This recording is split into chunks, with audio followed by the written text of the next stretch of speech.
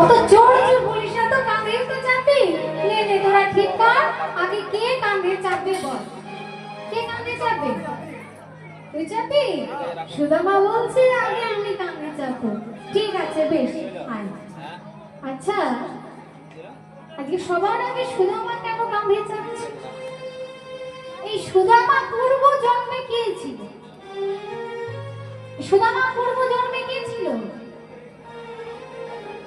জানেন? বলবো বলবো এই সুদামা পূর্ব জন্মে ছিল দশরথের পুত্র ভরত।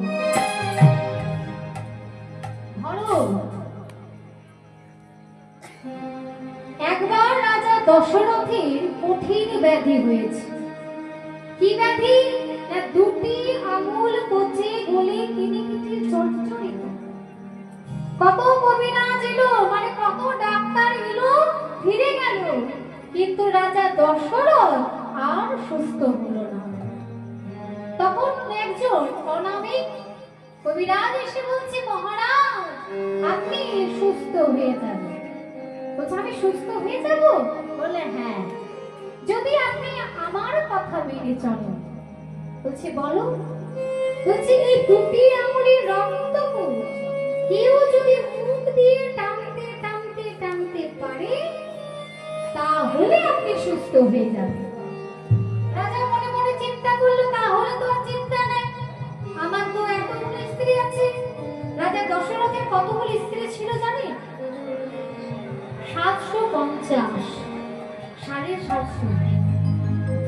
আমার তো কোনো চিন্তা নেই। আর তিনজন ছিল প্রধান, কে কে? কৌশল্যা, কইকেয়ী, সুমিত্রা। রাজা সবার আগে গেল সুমিত্রার কাছে।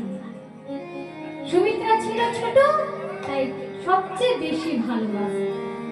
সুমিত্রার কাছে গিয়ে বলছে, সুমিত্রা কবিরাজ বলেছে এই দুটি আঙুলের রক্তপুঞ্জ কেউ যদি মুখ দিয়ে টেনে টেনে পরিষ্কার করতে পারে তাহলে আমি সুস্থ হয়ে যাব।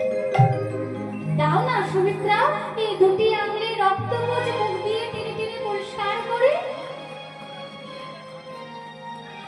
সুমিত্রা বলছে, স্বামী গো তুমি আমার জীবন, তুমি আমার মরণ, কিন্তু তুমি তাহলে এটা ভেবো না যে তোমার দুটি আঙুলের রক্তকোষ আমি টানতে পারবো।